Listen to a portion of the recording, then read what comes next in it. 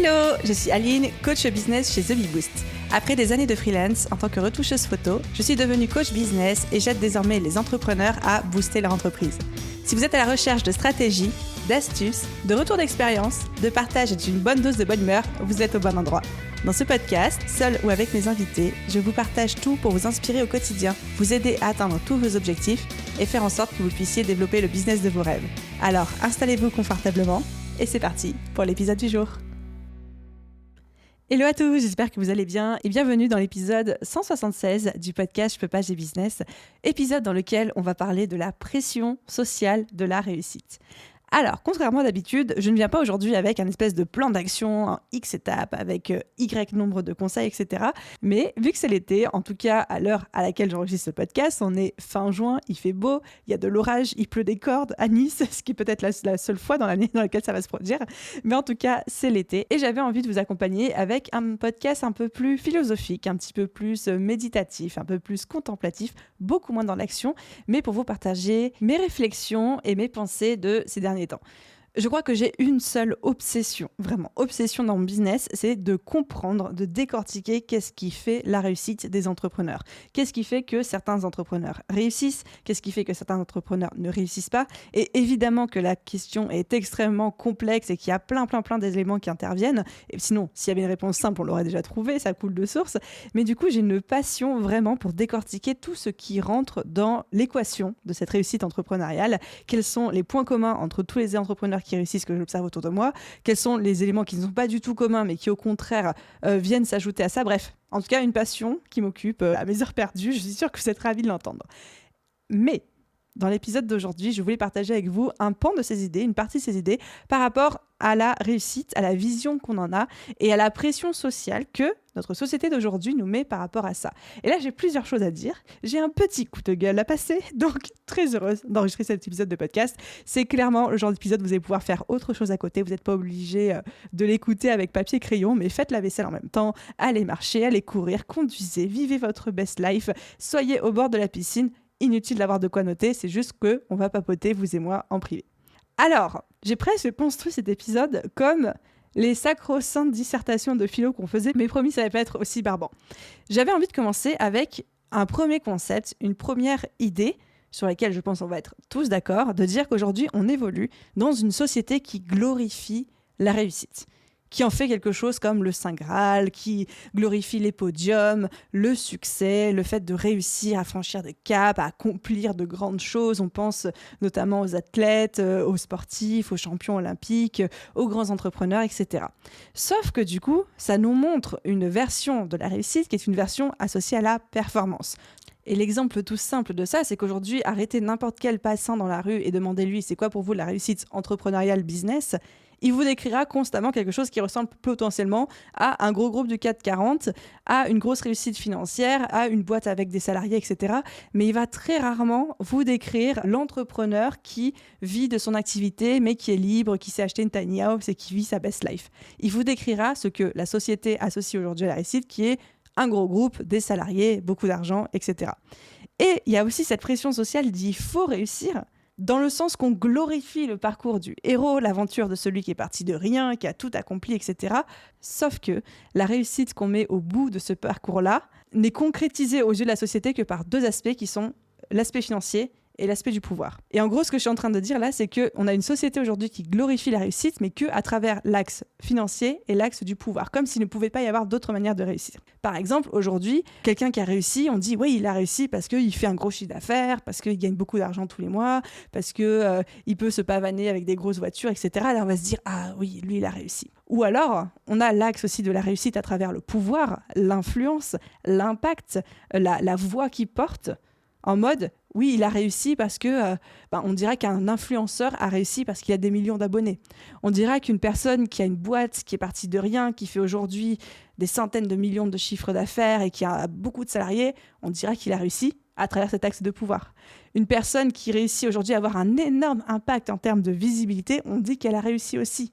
Par exemple, je pense à la Suédoise Greta, je crois qu'on dit Thunberg, mais je ne sais pas si j'écorche son nom ou pas, qui a 19 ans, qui milite pour l'écologie, qui pour le coup n'a pas construit de gros business ou qui ne fait pas un chiffre d'affaires incroyable, mais qui par l'impact, on dit oui, elle a réussi parce qu'elle a de l'impact, parce qu'elle a de la visibilité. Et donc, je trouve qu'aujourd'hui, la première réflexion que j'avais envie de vous apporter, c'est qu'on a une société qui glorifie la réussite, mais uniquement à travers le filtre financier ou à travers le filtre pouvoir. Et quand je dis pouvoir, j'inclus dedans impact, visibilité, voix qui porte, et pas du tout pouvoir dans un sens péjoratif, en mode emprise sur, mais plutôt en mode voilà, impact, visibilité, etc. Mais comme si la réussite, au final, elle ne pouvait se caractériser que par ces deux mots-là. Et donc, suite de la réflexion, on est dans une société qui ne glorifie qu'un seul visage ou que deux visages de la réussite, alors que, on s'en doute bien, vous vous en doutez bien, parce que vous êtes loin d'être bête, je le sais, qu'il y en a beaucoup plus que ça. Parce qu'en fait, et c'est ce que je vous disais tout à l'heure, l'entrepreneur qui s'est battu pour lancer son entreprise, l'entrepreneur qui vient tout juste de décrocher ses premiers clients, personne ne va dire qu'il a réussi. Alors qu'en fait, si, il aura réussi. Et il aura réussi à monter une entreprise, il aura réussi à prouver que son business model, que son idée fonctionne, mais ce n'est pas l'incarnation de la réussite en mode une réussite bruyante et fracassante telle que la société aujourd'hui la met en avant. Et donc, suite de la réflexion, je vous emmène avec moi pas à pas, c'est une pression sociale énorme, mais énorme pour nous autres entrepreneurs, parce que non seulement on part biaisé parce que la société nous dit que la réussite doit forcément être une réussite de pouvoir et ou une réussite financière, mais en plus, on se met la pression parce que cette réussite de pouvoir ou financière doit être grosse, doit être fulgurante, doit être fracassante, doit être bruyante, doit être énorme. C'est-à-dire qu'on ne peut pas avoir juste une petite réussite financière. Non, c'est genre, je fais des millions ou je fais rien, quoi. Ou alors, on ne peut pas avoir une petite réussite de pouvoir. C'est genre, j'ai beaucoup de salariés ou j'ai beaucoup d'influence ou j'ai rien. Mais on ne prend pas suffisamment le temps de célébrer des réussites qui sont des échelles entre les deux. Et ça, je trouve ça beaucoup trop dommage. Alors, j'irai pas me risquer sur le pourquoi est-ce qu'on rattache beaucoup la réussite à ces deux aspects, etc. Parce que je ne suis pas psychologue, je ne suis pas spécialiste de la sociologie humaine. Je pense qu'on pourrait aller creuser très loin. Moi, je fais des liens avec les hommes des cavernes en mode c'est celui qui avait le plus de force, qui était le plus prisé de la tribu parce que c'est celui qui ramenait les plus grosses prises à la chasse et qui pouvait défendre le plus efficacement la tribu contre les tigres aux dents de sabre. Je suis sûre qu'il y a plein d'autres explications, mais bref.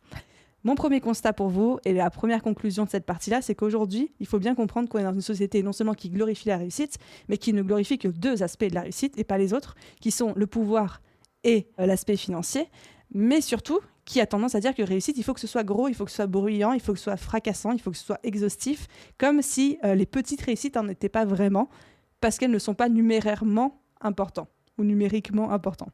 Vous m'avez comprise. Mais parce qu'il y a un mais, parce que si c'était que ça, à la limite, ce serait facile, on a un deuxième aspect qui rentre en compte.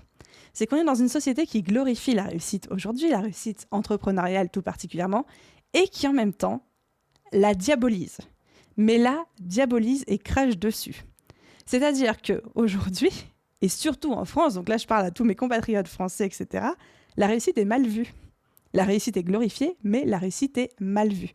Un patron est souvent caricaturé comme quelqu'un qui s'enrichit sur le dos de ses salariés, qui est forcément malhonnête, qui ne prend pas soin de ses collaborateurs. On a encore presque cette image complètement vulgaire et caricaturale de ce bonhomme assis dans un fauteuil en cuir devant un bureau en bois ciré qui fume un cigare dans les années 60 et qui fait de l'argent sur le dos de ses pauvres salariés. Enfin, vraiment, il y a cette espèce de légende urbaine qui nous poursuit et qui fait qu'aujourd'hui, quelqu'un qui réussit, on se dit forcément, ou c'est souvent vu, on se dit forcément parce que moi je me le dis pas, mais c'est souvent vu comme quelqu'un qui a réussi au détriment d'autres personnes ou en écrasant d'autres personnes sur son passage. Et donc, je vous emmène toujours dans ma réflexion, mais on est dans une société qui me dit qu'il faut réussir de manière bruyante et importante, et en même temps qui diabolise ça et qui renvoie une mauvaise image de ça. Et on attribue aussi cette réussite souvent au côté prendre la grosse tête, une réussite qui change les gens et pas souvent pour le meilleur, qui les transforme, les rend arrogants, inaccessibles, capricieux, imbuvables. Donc d'un côté, on nous dit qu'il faut réussir en mode go big or go home à l'américaine, et de l'autre côté, on nous renvoie constamment l'image que la réussite c'est mal, et surtout qu'elle est mal perçue par les autres. Donc forcément, qu'est-ce qui se produit ? Conclusion, nous autres entrepreneurs, on a envie de réussir, on se met une pression de dingue pour réussir, parce que forcément, dans notre tête, ça doit être un, entre guillemets, gros truc, tout en étant en même temps absolument terrorisé d'y arriver, parce qu'on est persuadé qu'on va être jugé pour ça, qu'on va changer, que ça va nous transformer, que ça va nous rendre, entre guillemets, mauvais, etc. Alors évidemment, là, je suis en train de caricaturer le trait. Peut-être que vous ne vous reconnaissez pas totalement dans cette description-là. Moi non plus, elle ne me correspond pas à 100%, mais je suis en train d'essayer de décrire un petit peu ce qui se passe dans notre société, même quand on sort un petit peu de notre écosystème entrepreneurial. Tout ça pour dire qu'à la fois, on nous pousse vers quelque chose qui ne nous correspond pas, tout en nous montrant pas à pas que cette chose-là est mauvaise et qu'en même temps, c'est ça qu'on doit faire. Donc, on est sur une espèce de non-sens de serpent qui se mord la queue où les entrepreneurs tombent à chaque fois, à ce moment-là, dans des systèmes d'auto-sabotage avec la phrase classique que je répète à qui veut l'entendre qui est « on se retrouve à appuyer sur le frein et l'accélérateur en même temps parce qu'on veut beaucoup cette réussite et en même temps, on en a extrêmement peur ». J'avais enregistré tout un épisode de podcast sur le sujet que je vous conseille, où on parle justement de la peur de réussir, de l'auto-sabotage, de ce fait d'appuyer sur le frein et l'accélérateur en même temps. C'est l'épisode 106 qui s'appelle « 5 conseils pour surmonter la peur de réussir ». Je vous mettrai le lien dans la description de cet épisode. Et je pense que vous entendez à ma voix, à mon souffle, à mon discours animé que c'est quelque chose qui me touche. C'est un discours, une thématique qui me donne envie de prendre la parole. Et surtout, j'ai envie qu'on parle ensemble d'une autre alternative à cette vision ultra étriquée en fait de la réussite, qu'on puisse élargir tout ça ensemble et qu'on définisse qu'est-ce que c'est votre vision de la réussite. Et en y réfléchissant bien, en préparant cet épisode de podcast, je vois 2 étapes. La première étape, celle que vous voyez certainement venir avec des gros sabots depuis le début de cet épisode, c'est de se dire que la réussite a autant de visages qu'il existe d'êtres humains sur cette planète. Et que seulement vous pouvez savoir quelle est votre définition de la réussite. C'est-à-dire qu'aujourd'hui, encore une fois, on a une société qui nous dit que la réussite est soit financière, soit de pouvoir, parce que c'est ce qu'on nous montre dans l'imagerie collective, dans les films, dans les livres, dans les histoires, dans les entrepreneurs qui sont constamment mis en avant. C'est des entrepreneurs où on dit ils ont réussi parce qu'ils ont réussi, parce qu'ils font ou beaucoup d'argent ou qu'ils ont beaucoup de pouvoir, d'impact, de visibilité. Et on nous montre moins d'autres manières de réussir. Je dis pas que ça n'existe pas, mais je dis qu'on nous montre moins, les journaux, les médias nous montrent moins d'autres modèles de réussite. Et donc, tout le débat, c'est de se dire, c'est quoi, moi, la réussite pour moi, pas pour la société, pas la réussite que la société veut me faire croire qu'est la réussite, mais pour moi, à quoi ça correspond. Et on va voir que ce qui pour nous représente la réussite peut être considéré comme un échec par d'autres personnes. Exemple, se lancer dans l'entrepreneuriat. Pour certains, ça va être considéré comme une réussite. Par exemple, pour nous, les entrepreneurs, pour nous, quelqu'un qui se lance, on considère ça comme une réussite pour lui, on s'en réjouit. Par contre, ça va être considéré comme un échec, voire comme un danger par d'autres personnes. Exemple, l'entourage de cette personne qui est en train de se lancer. Autre exemple, devenir maman au foyer pour s'occuper de ses enfants. Ça va être considéré comme une réussite pour certains. Peut-être que la maman sait exactement ce dont elle avait envie, c'était sa vision de la vie, et quoi de plus noble que de rester s'occuper de ses enfants, élever la prochaine génération, transmettre ses valeurs, en faire de bons citoyens, de bons êtres humains. Voilà, quoi de plus beau que cette mission-là? Et pourtant, aux yeux de certains, ça va être considéré comme un échec. Je ne suis pas en train de dire quelqu'un a raison, quelqu'un a tort dans cette histoire. Je suis juste en train de vous donner des exemples pour vous montrer qu'une action va être considérée comme une réussite par certains et comme un échec pour d'autres. Tout plaquer pour acheter une tiny house, vivre dans une maison autosuffisante en élevant des poules et en jardinant, réussite pour certains, échec pour d'autres. Qu'est-ce que je veux vous dire avec tout ça? C'est qu'il y a autant de visages de la réussite qu'il y a d'êtres humains sur cette planète et que votre définition de la réussite sera considérée comme un échec par quelqu'un d'autre, de la manière que ma vision de la réussite sera considérée comme un échec peut-être pour l'un d'entre vous, et que la réussite a plusieurs visages. Ça peut être un visage financier, un visage de rythme de vie, un visage de liberté, un visage de sérénité, un visage de bonheur, un visage de sécurité, un visage de pouvoir, d'impact, d'influence. Enfin, il peut y avoir plein de visages, plusieurs visages à votre réussite. Et donc, il est nécessaire pour vous de trouver votre définition et non pas de chercher à rentrer dans un moule ou dans une case que la société veut nous imposer. Et ça paraît évident, j'en suis sûre quand je le dis, et je pense que beaucoup d'entre vous avez déjà eu cette réflexion, que vous n'avez pas attendu cet épisode de podcast pour vous en rendre compte.